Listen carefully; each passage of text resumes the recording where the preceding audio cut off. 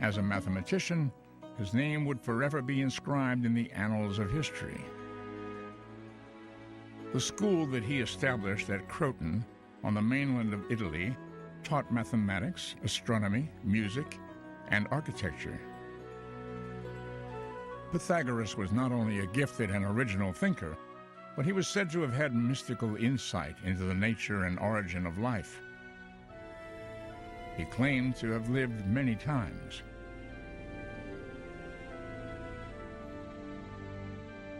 It was believed that Mercury, the god of wisdom, had imbued him with the vision to see all his previous incarnations. His pupils were well versed in the mysteries of reincarnation and were encouraged to value life. They were taught to respect the soul of all beings, to refrain from killing any animal, and to adhere to a strict vegetarian diet. Though a teacher, Pythagoras himself left no writings. However, his belief in reincarnation was expounded by three of the greatest Greek philosophers who studied his teachings: Socrates, Plato, and Aristotle. Must not all things at last be swallowed up in death? Yea, but I am confident that there truly is such a thing as living again, and that the living spring from the dead. The souls of the dead are once again in existence.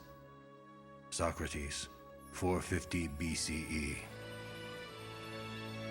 Though the physical resurrection of the human soul was proclaimed by some of the most admired minds in Western civilization, for centuries belief in reincarnation was either suppressed or simply lay dormant.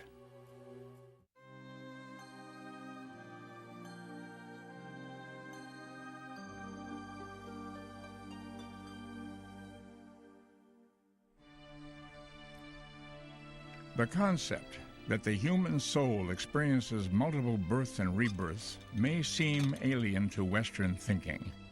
Yet one of the most dramatic examples of a reference to reincarnation is found in a text with which many of us are familiar: the Holy Bible.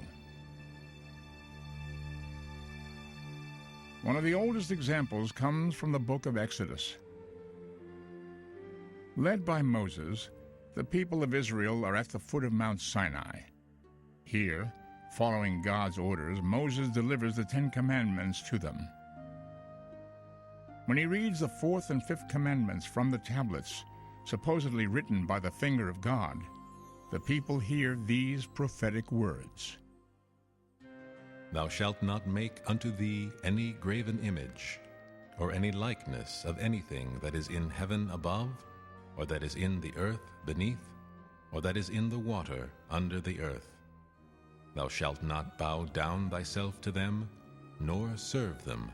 For I, the Lord thy God, am a jealous God, visiting the iniquity of the fathers upon the children, unto the third and fourth generation of those who hate me. Exodus 20:4.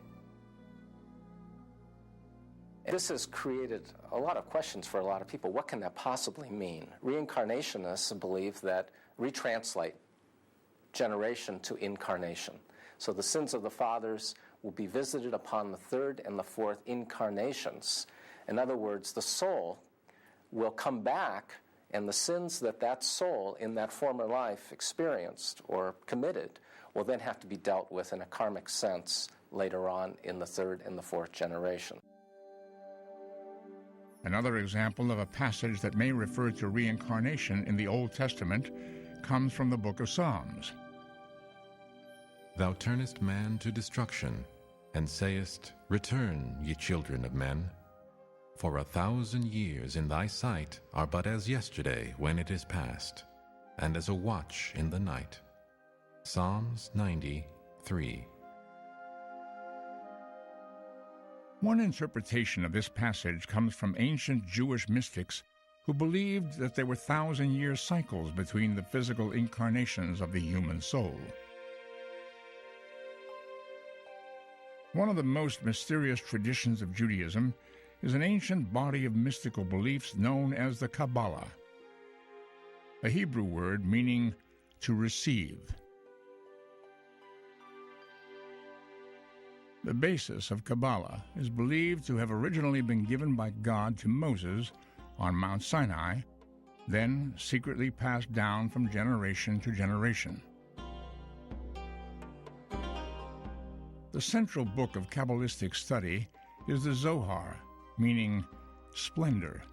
It is a lengthy commentary on mankind's relationship with the Supreme Being, on reincarnation, and on the nature of the soul.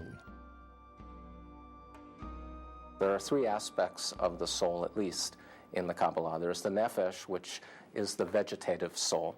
There is the ruach, or otherwise translated wind or spirit, which is more of a vital, animalistic, some say emotional soul.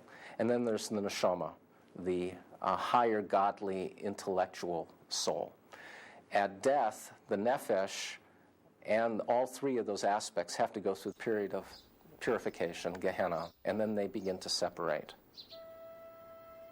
At that point, then the soul prepares itself for rebirth after it's gone through this process. And according to some, there are spirit guides that help it make decisions as to where it goes next, which into what body it incarnates and what lessons it needs to fulfill in the next life. The study of Kabbalah reached its apex of popularity in 15th century Spain. It was here where Jewish acceptance of reincarnation became widespread. In 1492, the same year that Christopher Columbus discovered the New World for Spain, King Ferdinand and Queen Isabella issued one of the most devastating proclamations to befall the Jews. En masse, they were expelled from Spain. Many of the Jews would flee to other parts of Europe. There they kept their religious traditions intact, where they flourished for hundreds of years.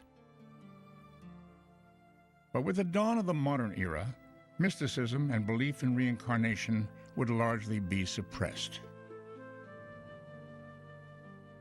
Reincarnation in Judaism did not go underground until the early 19th century, and the movement to the West, the urge to be accepted by the more, quote, scientific, unquote, establishment in the West. And then reincarnation went underground in some circles, but not in the ultra-Orthodox or Hasidic. And many, many rabbis have called reincarnation, Gilgul, the cornerstone of Judaism. Christianity is enshrined in the books that make up the New Testament of the Bible. Do any passages within these texts hint at reincarnation? Let not your heart be troubled. Ye believe in God, believe also in me. In my Father's house are many mansions. If it were not so, I would have told you. John 14:1. Does the reference to many mansions refer to the many lives or the many incarnations of the soul? There are those who believe so. Jesus himself may have been referring to his own previous incarnation in this passage from the book of St. John. Your father Abraham rejoiced to see my day, and he saw it and was glad. Then said the Jews unto him, Thou art not yet 50 years old, and hast thou seen Abraham? Jesus said unto them, Verily, verily, I say unto you, before Abraham was, I am. John 8:56. 3 centuries after the crucifixion of Jesus, the Roman Emperor Constantine embraced Christianity, declaring it the official religion of the empire. In the year 325, he convened the world's first ecumenical conference, known as the Council of Nicaea. Though consolidating much of the doctrine of the newly established church, the gathering spelt the death knell of belief in transmigration, or reincarnation, among most Christians. The Christian patriarchs decided that this multi-future life idea was not very good because it